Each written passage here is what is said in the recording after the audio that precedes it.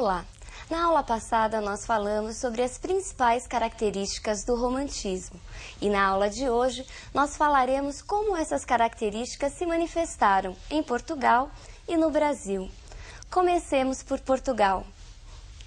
Vejamos essa imagem. Em Portugal, o romantismo é a estética literária que dá início à chamada Era Moderna ou Romântica.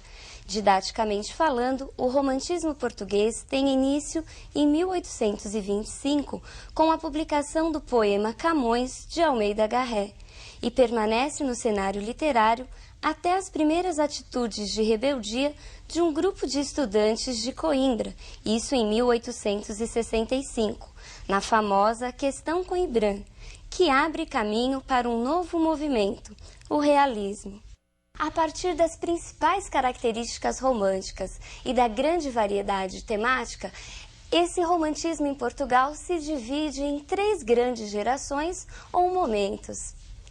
Vejamos quais são os 3 grandes momentos do romantismo em Portugal.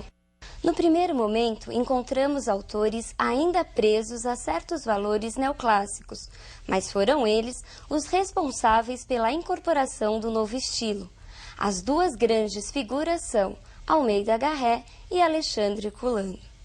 No segundo momento, temos a intensificação das características românticas, ou seja, essas características são levadas ao exagero. É o chamado ultrarromantismo. Soares Passos e Camilo Castelo Branco são os poetas mais populares. Já no terceiro momento, encontramos um prenúncio do realismo, com autores se distanciando das características românticas lá do período inicial. Destacam-se neste momento João de Deus e Júlio Diniz. Vejamos agora o grande poeta, o grande autor deste primeiro momento do romantismo português. Em seus primeiros textos, encontramos um Garré que, mesmo livre da influência árcade, ainda não escreve plenamente dentro das vertentes românticas. Sua obra Camões conta a história da grande figura do Renascimento português, da sua vida atribulada, das suas paixões e do seu grande amor pela pátria. Já em Folhas Caídas, que é um texto em poesia, e em Viagens na Minha Terra, que é um texto em prosa, nós encontramos aí um autor realmente fiel às características românticas. Nós encontramos um Almeida Garré que fala das suas paixões, das suas emoções, das suas dores e das suas angústias. Garré também se dedicou ao teatro, sendo considerado o fundador do Teatro Nacional Português. Mas você deve estar aí se perguntando, mas Edna, nós já não vimos que o fundador do teatro português era Gil Vicente? Isso mesmo, mas não se esqueça, Gil Vicente foi o fundador do teatro, mas do teatro português, ainda muito influenciado pelos valores da Idade Média. Neste momento, não se esqueça que quem dava as cartas do jogo do poder era a burguesia, e era para essa burguesia que Almeida Garré escrevia. É por isso que nós temos aí não mais um teatro para a aristocracia, mas sim um teatro para o povo, para a burguesia. Garré chegou até a escrever um texto em homenagem a Gil Vicente. Ele escreveu a peça chamada Um Alto a Gil Vicente. E também influenciado por esse sentimento nacionalista, o nacionalismo foi uma grande característica romântica, o que Garré faz? Ele vai narrar aí, numa peça, as histórias que envolviam lá o mito do sebastianismo. Lembrem-se que no mito do sebastianismo, as pessoas acreditavam que Dom Sebastião não havia morrido na Batalha de Alcácer Quibir, mas que estaria vivo, encoberto, e que voltaria para salvar Portugal. Todas essas histórias Almeida faz, ele relata na peça chamada Frei Luís de Souza. Passemos agora a um outro grande poeta, um outro grande autor dessa primeira geração, deste primeiro momento romântico. Vejamos quem é esse autor. Alexandre Herculano era ativista político e, ao lado de Garré, participou das lutas liberais em Portugal. Podemos falar que Alexandre Herculano é o iniciador do romance histórico em português. Ele soube, como ninguém, aliar as características do romantismo ao registro histórico. Eurico o Presbítero é o seu grande romance histórico, é a sua grande obra. E por que Eurico o Presbítero? Presbítero é a mesma coisa que padre, que religioso.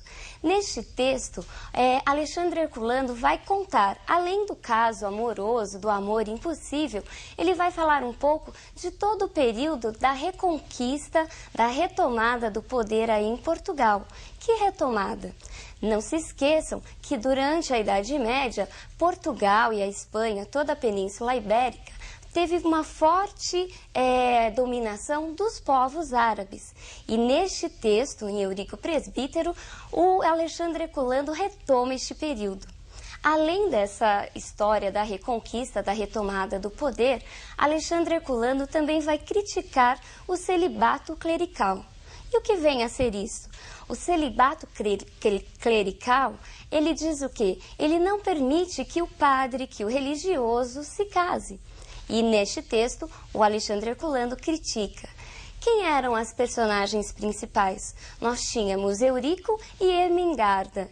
Eles eram apaixonados, mas tinham aí as contradições todas da família, e a família de ambos não aceitavam aí o casamento. Depois de várias situações, eles acabam se separando, Ermengarda e ele acabam entrando para a vida religiosa.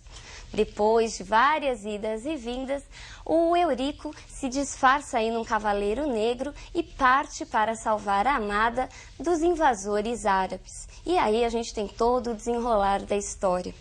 Vejamos agora um outro importante autor já de uma outra geração. Camilo Castelo Branco foi o primeiro escritor português a viver e sobreviver exclusivamente da literatura. Isto porque ele escrevia por encomenda, de acordo com o gosto popular. O que significa escrever de acordo com o gosto popular? Significaria hoje escrever de acordo com o Ibope. Se a personagem estivesse fazendo sucesso, se fosse aí benquista pelo público, ela ganhava um destaque e a sua história crescia. Se ao contrário o público não gostasse da personagem, essa personagem acabava saindo da história, fazendo uma longa viagem, muitas vezes sem voltas ou até mesmo morrendo. Dizem que Camilo Castelo Branco teve uma vida amorosa muito agitada e que ele sempre esteve envolvido aí em casos amorosos com pessoas casadas da alta sociedade. Esses seus relacionamentos, esses seus casos amorosos, influenciaram muito sua obra. Conta-se que um dos relacionamentos mais famosos e duradouros foi o seu romance com Ana Plácido, uma jovem recém-casada que abandonou o marido para viver junto com Camilo. É este romance que vai ser aí a inspiração para a grande obra de Camilo Castelo Branco, Amor de Perdição. Vejamos uma cena, então, do livro Amor de Perdição. Amor de Perdição conta a história de amor de Simão e Teresa. Os pais dos jovens não aceitavam o relacionamento dos dois, fazendo de tudo para que eles se separassem. Teresa é mandada para um convento e Simão, acusado de um crime, acaba sendo preso e mandado embora para a Índia. Mesmo longe, Teresa e Simão permanecem se comunicando através de cartas. O final da história? Este eu não vou contar, você tem que ler para saber o que acontece aí no final com a Teresa e com o Simão. O próximo autor desse período é Soares em Pares de Passos. Ele escreveu muito preso realmente às características ultrarromânticas. Suas emoções, seus sentimentos são levados ao exagero. Seus temas prediletos são relacionados à morte, a coisas fúnebres, a todo esse sentimento aí de morbidez. Seu principal texto, seu principal poema é Noivado no Sepulcro. Imagine que romântico, um noivado aí numa sepultura. Já no terceiro momento, nós encontramos João de Deus, um poeta de um texto só. Ele só tem uma grande obra chamada Campo de Flores. Neste texto aí, ele começa a introduzir alguns prenúncios do que vai ser, mais para frente, o nosso realismo. Mas a grande figura desse terceiro momento é Júlio Diniz. Júlio Diniz escreveu uma grande obra que chegou até a ser adaptada para uma novela de televisão. Vejamos que obra é essa que já foi até tema de novela. As Pupilas do Senhor Reitor, Crônica da Aldeia, obra que conta a história de duas irmãs órfãs que vivem sob os cuidados do Senhor Reitor e que se apaixonam por dois irmãos, Pedro, o lavrador, e Daniel, o médico recém-formado que volta para a aldeia. Há todo aí um conflito amoroso, uma série de confusões ao longo da narrativa. Uma irmã se acaba apaixonando por um irmão, depois a outra que troca e uma confusão tremenda. Mas no final, tudo acaba bem, as personagens acabam vivendo felizes para sempre. É o típico final feliz. Tudo isso que nós falamos até agora foi sobre Portugal, sobre o romantismo em terras portuguesas. Mas o que será que estava acontecendo no Brasil? Como foram as manifestações românticas em nossa terra? Vejamos uma imagem que nos mostra o que estava acontecendo no Brasil neste período.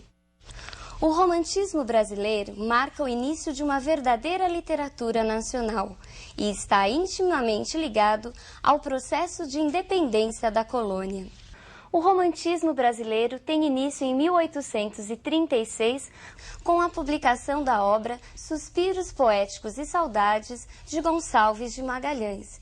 É também o ano da publicação do primeiro número da revista Niterói, isso lá na França. E ele vai se estender até por 1881, quando ocorre a publicação de Memórias Póstumas de Brás Cubas, romance realista de Machado de Assis, e a publicação do livro Mulato, um romance naturalista de Aloísio Azevedo. Aqui no Brasil, durante o romantismo, se produziu muito e nos mais variados gêneros. Vejamos quais são os principais gêneros do romantismo no Brasil. No Brasil, nós encontramos a poesia, que foi marcada pelo fenômeno das gerações, o romance, que se destacou por sua grande amplitude temática, e o teatro, que ficou conhecido por suas comédias de costumes. Bom, pessoal, por hoje é só. Falamos do romantismo em Portugal e iniciamos o estudo sobre o romantismo no Brasil. Mas por ser uma obra muito vasta, nós falaremos do romantismo no Brasil em nossas próximas aulas. Por hoje é só. Um grande abraço e até a próxima aula.